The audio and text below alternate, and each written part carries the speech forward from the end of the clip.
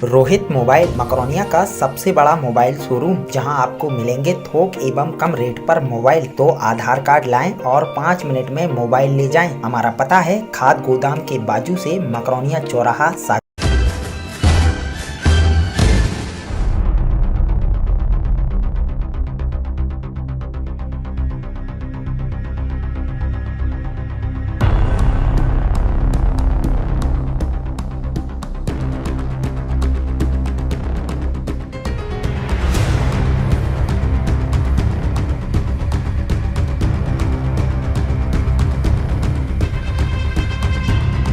SP जो police महकमे का सबसे बड़ा अधिकारी होता है, उनके पैर में गोली लगती है, वो कुछ देर खामोश रहते हैं। कहा जाता है कि जब सेनापति घायल हो जाए तो सेना का मनोबल टूट जाता है। एसपी का गनमैन ने कहा कि साहब आपके पैर में गोली लगी है, तो एसपी साहब ने कहा खामोश रहो, अपना काम करो। जी हम बात कर रहे हैं मध्य प्रदेश के खरगोन के सांप्रदायिक हिंसा की, और बात हो रही है एसपी सिद्धार्थ चौधरी की।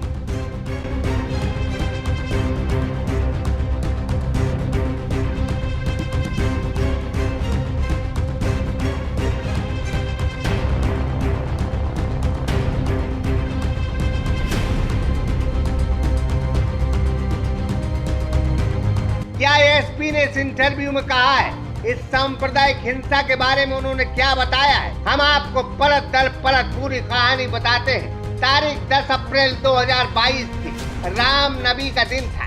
शाम के 5:40 हो गए थे। तालाब चौक जो खरगोन इलाके का चर्चित इलाका है, सारे जुलूस वहां पहुंच गए थे।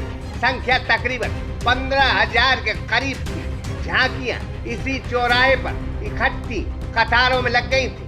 डीजे बज रहा था, एक दूसरे से बातें इशारों में हो रही थी। मुख्य झांकी न पहुंचने से जुलूस निकलने में थोड़ी देरी हो रही थी। एसपी कहते हैं कि मेरे आदेश पर झांकी आगे बढ़ना शुरू हो गई। झांकी धीरे धीरे आगे बढ़ रही थी। इसी बीच अजान का वक्त हुआ। बस कुछ लड़कों ने पत्थर जुलूस पर बरसाए, पत्थर जुलूस पर गिरने लगे। धीरे धीरे पत्थरों की रफ्तार तेज हो गई। पुलिस को हमने हाई अलर्ट पर डाला। जब तक भीड़ बेकाबू हो गई थी, हमने टीयर गैस छोड़ी। स्थिति नियंत्रण में आ गई। यहाँ तंग गलियां हैं जहाँ हिंदू मुस्लिम एक साथ रहते हैं, जबकि कुछ इलाके मुस्लिम बाहुल्य हैं। कुछ लोग तालाब चौक पर जमा हो गए।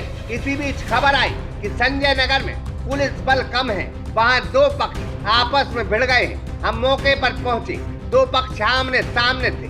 पुलिस को तंग गलियों में भेज दिया। एक पक्ष ने कुछ मकानों में आग लगा दी, जिस आग को काबू पाने के लिए फायर ब्रिगेड पहुंचाए गए। 7:15 बज चुके थे। हम बहुत हद तक हिंसा पर काबू पा चुके थे। इसी बीच एक तलवारबाज हिंदू भीड़ की तरफ दौड़ा। हमारे बाईपास पे तैनात 20 से 25 जवानों ने उसे पकड़ लिया, लेकिन इसके बाद अचानक मेरे पैर में गोली लगी। ब्लीडिंग ज्यादा होने लगी। मेरा गनमैन कहने लगा कि साहब आपको चोट ज्यादा लगी है।